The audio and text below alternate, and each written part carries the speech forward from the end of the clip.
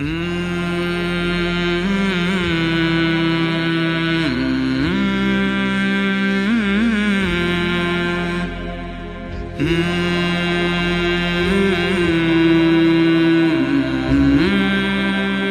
علیکم ورحمۃ اللہ وبرکاتہ۔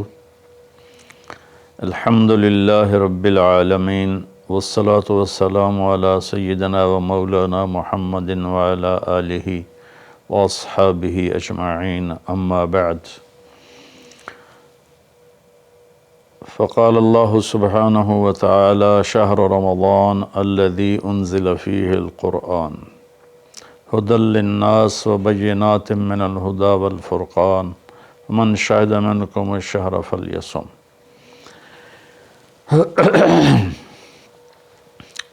میرے محترم بھائیوں، دوستوں، بہنوں، بچوں، بچیوں، عزیزوں، جو سن رہے ہیں اور جن تک میری بات پہنچے گی، رمضان کی آمد ہے تو اللہ تعالیٰ نے جیسے دنیاوی سیزن بنائے ہیں، جیسے عید کا موقع تاجروں کے لیے سیزن ہے، بڑی عید کا موقع تاجروں کے لیے سیزن ہے، ایسے مختلف قسم کے تہوار دنیاوی دینی جو آتے ہیں تو وہ تاجروں کے لیے سیزن بن جاتا ہے اور ان کی سیل بڑھ جاتی ہے، منافع بہت زیادہ ہوتا ہے۔ تو اسی طرح اللہ تعالیٰ نے بخشش کے بھی سیزن بنائے ہیں، جس میں سب سے بڑا سیزن وہ رمضان المبارک کا مہینہ ہے۔ اللہ تعالیٰ نے اس میں روزے کو فرض کیا۔ یا ایھا الذین آمنوا، اے ایمان والو، کتب علیکم الصیام، تم پہ روزے فرض کیے گئے ہیں۔ روزہ چونکہ اوکھا عمل ہے، خاص طور پہ لمبا روزہ گرمیوں میں، تو اس کو ہلکا کرنے کے لیے اللہ نے کہا ما کتب علی الذین من قبلکم، کہ تم گھبراؤ نہیں، تم سے جو پہلے تھے ان پر بھی ہم نے روزہ فرض کیا تھا۔ اور میں تھوڑی وضاحت کر دوں، ان کا روزہ ہم سے بہت مشکل تھا۔ ان کا روزہ 24 گھنٹے کا ہوتا تھا، افطاری سے افطاری، سحری کوئی نہیں، افطاری کھا لی بس ختم، اب اگلے دن کی افطاری 24 گھنٹے کا روزہ ہوتا تھا۔ تو اس لیے اللہ نے کہا کما کتب علی الذین من قبلکم، کہ تم سے پہلوں پر بھی روزہ تھا لیکن وہ ہم نے ایسا رکھا تھا، آپ کے لیے یہ آسانی والا رکھا ہے کہ آپ کے لیے ساری رات کھانا پینا بیوی حلال ہے۔ پھر آگے ایک خوشخبری سنائی لعلکم تتقون، کہ اللہ کی طرف سے جب لعل ہوتا ہے تو وہ یقین کے معنی میں ہوتا ہے، انسان کی طرف سے جب لعل ہوتا ہے تو شک کے معنی میں ہوتا ہے۔ تو اللہ تعالیٰ نے کہا کہ جب تم روزے رکھو گے نا، جیسے روزے رکھنے کا حق ہے تو تمہیں تقوی نصیب ہوگا، اور اگر تمہیں تقوی نصیب ہو گیا تو قرآن ہی سے ہم سنتے ہیں کہ تقوی پر اللہ کیا دیتا ہے، من یتق اللہ یجعل لہ مخرج ویرزقہ من حیث لا یحتسب، کہ جو تقوی اختیار کرتا ہے اللہ اس کے لیے ہر تنگی سے راستہ نکالتا ہے۔ جیسے آج کل کی ٹینشنیں اور بے شمار قسم کے ڈپریشن اور ایک دنیا کی دوڑ نے ہماری لائف کوالٹی بہت خراب کر دی ہے، چیزیں بڑی اعلیٰ ہو گئی ہیں، سواریاں بڑی اعلیٰ ہیں، لیکن لائف اٹ سیلف کوالٹی اس کی بڑی پور ہو گئی ہے، بہت خراب ہو گئی ہے۔ تو اللہ تعالیٰ فرماتا ہے کہ من یتق اللہ یجعل لہ مخرج، تو جب کہیں اس پر تنگی آئے گی، ذہنی یا ظاہری یا باطنی، تو اللہ اس کو راستہ دکھائے گا، اللہ ہاتھ پکڑ کے اس کو اس مشکل سے نکال کے باہر کھڑا کر دے گا۔ وَيَرْزُقْهُ مِنْ حَيْثُ لَا يَحْتَسِبْ، اور اسے وہاں سے رزق دے گا جہاں سے اس کو وہم و گمان بھی نہیں ہوگا۔ تو حضرت مقداد رضی اللہ تعالیٰ عنہ پیشاب کرنے بیٹھے، فاقے سے بے حال تھے، ایک چوہا اپنی بل سے نکلا اور 1 دینار اس نے باہر رکھا، پھر 2، پھر 3، پھر 4، یہاں تک کہ 19 دینار اس نے اپنی بل سے نکال کر ان کے سامنے رکھ دیے۔ وہ بڑے حیران پریشان ہوئے، یہ کیا ہوا؟ انہوں نے وہ استنجے سے فارغ ہو کر وہ اٹھائے اور اللہ کے نبی کے پاس لے کر آئے، یا رسول اللہ یہ میں پیشاب کرنے بیٹھا ہوں اور چوہے نے یہ 19 دینار میرے آگے رکھ دیے۔ تو آپ نے فرمایا رزق ساقہ اللہ علیک، یہ اللہ کی طرف سے تیرے لیے رزق کا سامان بنا ہے۔ پھر آپ نے یہ آیت پڑھی، من یتق اللہ یجعل لہ مخرج ویرزقہ من حیث لا یحتسب، جو تقوی اختیار کرتا ہے اللہ ہر تنگی سے راستہ دکھاتا ہے اور وہاں سے رزق دیتا ہے جہاں سے وہم و گمان بھی نہ ہو۔ اور اللہ کے دینے کے تو بے شمار راستے ہیں، اللہ کے دینے کے لامحدود راستے ہیں۔ تو پیسہ نہیں ہوگا تو کام کیسے بنے گا، کاروبار نہیں چلے گا تو روٹی کہاں سے کھائیں گے، وہ اللہ نے اپنے ذمے لیا ہوا ہے۔ ہماری ذمہ ہے کہ ہم سبب اختیار کریں اور تقوی اختیار کریں، رزق اللہ وہاں سے دے گا جہاں سے وہم و گمان بھی نہیں۔ تو تقوی پر من یتق اللہ یجعل لہ من امرہ یسرا۔ پھر دوسری اللہ تعالیٰ خوشخبری یہ سناتے ہیں کہ جو تقوی اختیار کرتا ہے نا، اللہ اس کے کاموں کو آسان کر دیتا ہے۔ اوروں کے لیے وہی کام مشکلات میں گھرا ہوتا ہے اور اس کے لیے مکھن سے بال کے نکلنے کی طرح اللہ اسے آسان فرما دیتا ہے۔ تیسرا تقوی کی جو فائدہ اللہ بتاتے ہیں، من یتق اللہ یکفر عنہ سیئاتہ ویعظم لہ اجرا، جو تقوی اختیار کرتا ہے وہ کوئی یہ نہیں کہ اس سے گناہ نہیں ہوتا، اس سے بھی گناہ ہوتا ہے۔ ہمارے ہاں یہ بڑا عجب تصور ہے کہ اگر کسی نے داڑھی رکھ لی، تبلیغ میں چلا گیا یا عالم بن گیا، بس اس سے تو کوئی گناہ ہونا ہی نہیں چاہیے اور ہم جو مرضی کرتے پھریں، ہمیں تو کوئی پوچھ نہیں، ہم دنیا دار ہیں۔ تو یہ بڑی گمراہی ہے۔ سوائے نبیوں کے کوئی بشر خطا سے پاک نہیں ہے، چاہے وہ کتنا ہی بڑے مرتبے والا ہو۔ خطا ہر انسان کے ساتھ لگی ہوئی، بلکہ وہ انسان ہی نہیں جس سے خطا نہ ہوتی ہو۔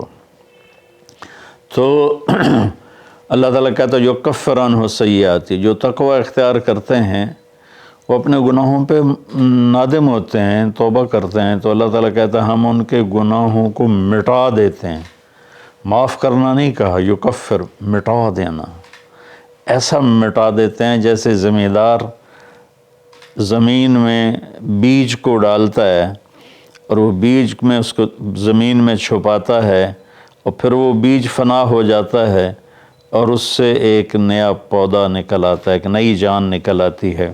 ایسے اللہ تعالیٰ فرماتے ہیں، یہ نہیں کہا کہ یغفر لہم، اللہ تعالیٰ فرماتے ہیں یغفر کا مطلب ہوتا ہے چھپا دینا، اور یکفر کا مطلب ہوتا ہے صفائی کر دینا، مٹا دینا۔ اللہ ان کے گناہوں کو مٹا دیتا ہے کہ یہ جو کرامن کاتبین لکھ رہے ہیں نا، وہ ان کی کاپیوں سے بھی غائب کر دیتا ہے۔ تو اور دوسرا کام کیا کرتا ہے، وَيُعْظِمْ لَهُ أَجْرًا، اور اللہ تعالیٰ اس کا اجر عظیم کر دیتا ہے۔ جب اللہ عظیم کرے گا تو اس کی شان کیا ہوگی۔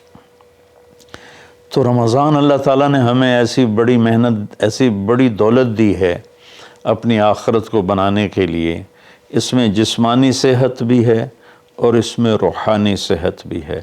اس میں جسمانی صحت بھی ملتی ہے اگر روزے کے مقصد کو سمجھ کے کھانا پینا رکھا جائے، اور روحانی صحت بھی ملتی ہے کہ جتنا جسم پہ فاقہ آتا ہے، نفس میں روشنی پیدا ہوتی ہے، دل روشن ہوتا ہے۔ امام غزالی رحمۃ اللہ علیہ کا فرمان ہے، جس دن بھی میرے اوپر فاقہ آیا، میرے اوپر علم کا نیا دروازہ کھلا۔ تو اللہ تعالیٰ نے اپنے کرم سے ہمیں یہ مہینہ دیا، شہر رمضان۔ شہر عربی میں مہینے کو کہتے ہیں، اور شہر کا اصل مطلب ہے شہرت۔ تو مہینے کو شہر مشہور اس لیے کہتے ہیں کہ ہر مہینہ اپنے آپ ہی اپنی شہرت بناتا ہے۔ بھئی ابھی رمضان آ رہا ہے، بھئی اب شوال آ گیا ہے، یا جنوری آ گیا ہے، فروری آ گیا ہے، اور اس کے ساتھ ہمارے بے شمار دنیاوی کام لگے ہوتے ہیں. بھائی جنوری میں یہ میٹنگ ہے، فروری میں یہ میٹنگ ہے، مارچ میں وہاں جانا ہے، اب اپریل میں ادھر آنا ہے. تو ہماری بہت ساری باؤنڈنگ ہوتی ہے مہینوں کے ٹائمنگ کے ساتھ، اس لیے یہ مشہور ہوتے ہیں. تو اس شہرت کی وجہ سے مہینے کو عربی میں شہر کہتے ہیں، مشہور شے. تو اللہ تعالیٰ کہتے ہیں شہر رمضان.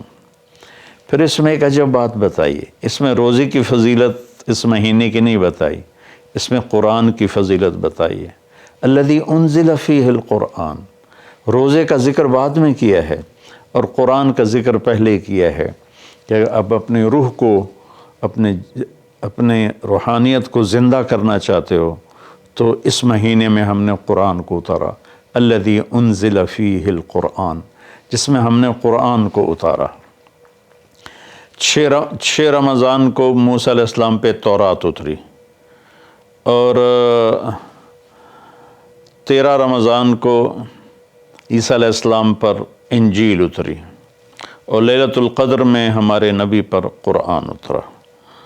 اور 9 رمضان یا 10 کو داؤد علیہ السلام پہ زبور اتری. سارا آسمانی علم اللہ نے اس مہینے میں اتارا کہ مشقت کے ساتھ علم جڑا ہوا ہے، اور فاقے میں روح میں ایک روحانیت پیدا ہوتی ہے، تو اس سے اللہ تعالیٰ کی طرف سے وہ بہت کچھ ملتا ہے. تو اس میں اللہ نے کہا انزل فیہ القرآن، تو اس میں اشارہ ہے کہ رمضان کی عبادت قرآن بناؤ، جتنا قرآن پڑھ سکتے ہو. ہمارے ایک ساتھی ہیں مولوی ثناء اللہ، وہ سارا سال ہی 3 دن میں قرآن ختم کرتے ہیں، اور کبھی کبھی ایک ہی دن میں سارا پڑھ لیتے ہیں، اور کبھی 2 دن میں پڑھتے ہیں، لیکن ان کا عام معمول ہے 3 دن میں قرآن ختم کرتے ہیں، سارا دن قرآن پڑھتے رہتے ہیں. بنگلہ دیش میں ہوتے ہیں، ہم رائمنڈ میں اکٹھے پڑھتے تھے. تو جتنا قرآن کے ساتھ ہمارا تعلق بڑھے گا، ہم قرآن کو پڑھیں گے، سمجھیں گے. ہم نے صرف قرآن کو ختم کے لیے رکھا ہے، جی مولوی صاحب آ جاؤ ختم پڑھ دیو. انہوں نے چند آیات رٹائی ہوئی ہیں، وہ آیات پڑھ دیتے ہیں، ختم ہے. کوئی کہیں اور سے پڑھیں تو کہ تسی تو جی ختم ہی نہیں پڑھیا. او بھائی قرآن پڑھ کے سنا دیتا اور کی کرا. نہیں تسی ختم نہیں پڑھیا، کیونکہ وہ آیات نہیں پڑھی جو ہمارے ان ان پڑھ مولویوں نے. مولوی تو ہوتے نہیں، وہ بس حافظ ہوتے ہیں اور دیہاتوں میں امام بن جاتے ہیں. تو انہوں نے وہ جو ایک رسم بنا دی ہے، تو قرآن رہ گیا ختم دلانے کے لیے، قرآن رہ گیا فال نکالنے کے لیے، اور قرآن رہ گیا ہے مردوں پر پڑھنے کے لیے. بچے جو لوگ مالدار ہیں، وہ اور تھوڑے دین کا بھی شوق ہے، وہ مدرسے کے بچوں کو ہائر کرتے ہیں اور باپ کی قبر پہ بٹھا دیتے ہیں، وہ قرآن پڑھتے رہتے ہیں. پتہ نہیں وہ پڑھتے بھی ہیں کہ نہیں پڑھتے. تو قرآن پڑھیں، قرآن کو سمجھیں. روزانہ 1 صفحہ ترجمے کا پڑھ لیں اور پورے قرآن کو اس طرح پڑھیں. آپ پر حقیقت کھل جائے گی کہ اللہ کیا کہہ رہا ہے، اور ممبر سے ہمارے خطیب حضرات کیا کہہ رہے ہیں، اللہ کس چیز کی دعوت دے رہا ہے، ہمارے خطیب کس چیز کی دعوت دے رہے ہیں. آپ پہ قرآن کھل جائے گی. آپ حدیث پاک کو پڑھیں، نبی پاک کی سیرت کو پڑھیں. خاص طور پہ حدیث سے براہ راست استفادہ بھی بڑے اعلیٰ چیز ہے، لیکن جتنا سیرت سے میں اپنے ذاتی طور پر کہتا ہوں، جتنا میں نے سیرت سے سیکھا وہ کسی اور چیز سے نہیں سیکھا قرآن کے بعد. تو نبی پاک کی سیرت کو پڑھیں، قرآن کو پڑھیں، اپنے دنیاوی کام مختصر کر دیں، اپنے ملازموں کی ڈیوٹیاں بھی مختصر کر دیں. آپ کو اس کا اجر ملے گا، ان کے روزے رکھنے کا اجر ملے گا، اور ان کی تنخواہ بڑھا دیں، ان کی ڈبل تنخواہ کر دیں اس مہینے میں، تاکہ وہ کھلے ہو کر روزے رکھ سکیں، بچوں کو روزے رکھوا سکیں. ہم تو ایک افطاری پہ ہزاروں روپے اڑا دیں، اور ان کی پورے مہینے کی تنخواہ چند ہزار ہو تو وہ کھل کے روزہ تو نہیں رکھ سکے گا. تو انزل فیہ القرآن. پھر آگے اللہ نے کہا ھدی للناس. سبحان اللہ، یہ پوری دنیا کے انسانوں کے لیے ہدایت ہے. زمین پہ جو راستے ہیں نا ان کے نشان ہوتے ہیں، ہم ان کو فالو کرتے ہوئے، جیسے آج میں اپنے گاؤں سے چلا تو سڑک کو فالو کرتے ہوئے میں فیصل آباد پہنچ گیا، اب اسی کو فالو کرتے ہوئے پھر گاؤں پہنچ جاؤں گا۔ ساری دنیا میں سفر کے جو ہمارے دنیا کے سفر ہیں اس کی نشانیاں مقرر ہیں، ہمیں ڈھونڈنا نہیں پڑتا اور چلتے رہتے۔ لیکن جو ہماری آخرت کا سفر ہے اس کی نشانیاں ڈھونڈنی پڑتی ہیں، وہ امتحان ہے، اس کو اللہ تعالیٰ نے اپنے پاس ہی رکھا ہے اور قرآن میں چھپا دیا ہے کہ اب قرآن پڑھو۔ ہدن، قرآن عربوں پہ اترا تھا تو ہدا کسے کہتے ہیں؟ اچھا سمندر میں کوئی نشانی کوئی نہیں، اب تو کمپیوٹر آ گئے، تو اس وقت وہ رات کو ستاروں کو دیکھتے تھے اور دن میں سورج کی حرکت کو دیکھتے تھے کدھر جا رہا ہے، تو اس سے وہ راستوں کو متعین کرتے تھے بیچ سمندر۔ اور جب وہ قریب کسی منزل کے قریب پہنچتے تھے تو وہاں پانی کے اندر سے پہاڑ کی چوٹی نکلی ہوتی تھی اور اس کا پتھر کچھ ایسا ہوتا تھا کہ وہ دھوپ میں چمکتا تھا اور رات کو چاند کی چاندنی میں چمکتا تھا۔ اس پتھر کو عرب ہدا کہتے تھے، ہدا، سبحان اللہ۔ تو یہاں تشبیہ کیا ہے کہ ان زندگی کا سمندر ہے، زندگی ایک سمندر ہے جس میں آخرت کا راستہ ڈھونڈنا ہے، اور ہر انسان ایک کشتی ہے۔ اس کشتی کو اس نشان تک پہنچنا ہے جہاں سے راستہ ملتا ہے، جس کو ہدا کہتے ہیں۔ تو انسانی زندگی کے سمندر میں انسانوں کی چلتی ہوئی کشتیاں وہ جب اس پہاڑی نشان کو ڈھونڈ لیتی ہیں تو انہیں پھر ساحل پہ پہنچنا آسان ہو جاتا ہے۔ اگر اللہ نہ کرے کوئی اس نشانی کو کھو دے پھر وہ بھٹکتا رہتا ہے، قدرت اسے کنارے لگا دے تو لگا دے، ورنہ وہ بھٹکتا ہی رہتا ہے۔ تو یہ ہدی للناس ہے قرآن، کہ یہ وہ روشن وہ پہاڑ کی چوٹی ہے جس سے تمہیں راستہ ملے گا۔ اب اس کو تھوڑا پیچھے سے ہم لیں، سورۃ فاتحہ سے ہم نے اللہ سے کہا اہدنا الصراط المستقیم، یا اللہ ہمیں ہدایت عطا فرما سیدھے راستے کی، یعنی وہ چٹان عطا فرما، اس چٹان تک پہنچا جو ہمیں سیدھے راستے تک پہنچائے، جس پر تیرے نیک لوگ چلے، جن پر تیرا انعام ہوا، اور ان لوگوں کے راستے سے بچا جن پر تیرا غضب ہوا اور ناراضگی ہوئی۔ تو جب ہم نے یہ دعا مانگی اللہ سے تو اللہ نے ہماری دعا کو قبول کیا اور قرآن اتار کر کہا الف لام میم ذالک الکتاب لا ریب فیہ ھدی للمتقین، یہ کتاب ہے جو ہر قسم کے شک و شبہ سے بالاتر ہے اور یہ متقین کے لیے ہدایت ہے۔ یہاں کا ھدی للناس ساری دنیا کے انسانوں کے لیے ہدایت ہے، یعنی اگر ڈھونڈنا چاہو اس چٹان کو جو تمہیں منزل تک پہنچائے، اس خوبصورت چیز کو جو تمہیں اللہ تک پہنچائے، تو وہ قرآن ہے، ذالک الکتاب لا ریب فیہ۔ اور خاص طور پر جو تقوی اختیار کرے گا اسے اس قرآن سے راستہ ملے گا، وہ اس کو پہچان کر چلتے چلتے چلتے چلتے اللہ اس کے رسول کے دربار میں کامیابی سے پہنچ جائے گا۔ تو ہمارے بر صغیر میں قرآن کے ساتھ اٹیچمنٹ کوئی نہیں۔ یہ مختلف بزرگوں کی کتابیں لکھی پڑھی ہیں، ان کی سیرت، لکھنے والا کون ہے، اس میں جو واقعہ ہے وہ کہاں سے نقل کیا ہے، اس کی کوئی سند نہیں۔ ایک بزرگ تھے، وہ 25 سال جنگلوں میں خاک چھانتے رہے، سرے سے شریعت نبوی کے خلاف واقعہ ہے کہ میرے نبی نے رہبانیت نہیں سکھائی، اور ان کی شان بیان کرنے میں یہ واقعہ میں نے بھی پڑھا کہ 25 سال جنگلوں کی خاک چھانی، شہر میں ہی نہیں گئے، تو یہ تو عیسائی راہبوں سے بھی بڑھ گئے۔ لا رہبانیت فی الاسلام، اسلام میں کوئی رہبانیت نہیں، تو ان قصوں کی نہ کوئی سند ہے، نہ کوئی دلیل ہے، نہ مصنف کی حیثیت کا پتہ ہے، تو ہم قصے کہانیوں میں گم ہیں اور بس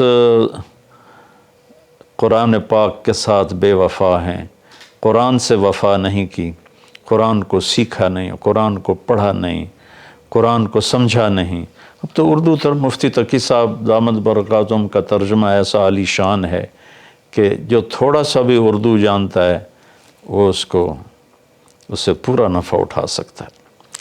تو ہدی للناس وبینات من الہدی والفرقان، یہ پہلے ہدا پھر ہدا تاکید کے لیے کہ یہ پوری دنیا کے انسانوں کے لیے ہدایت کا پیغام ہے۔ اگر تم اپنے ذہن کو صاف کر کے اسے پڑھو گے تو بینات من الہدی، تو یہ ہدایت کی خوبصورت نشانیاں ہیں، اور حق و باطل میں فرق کر کے دکھا دے گا قرآن، کہ اس لیے قرآن کا نام فرقان بھی ہے کہ یہ حق کو الگ کر دیتا ہے، باطل کو الگ کر دیتا ہے۔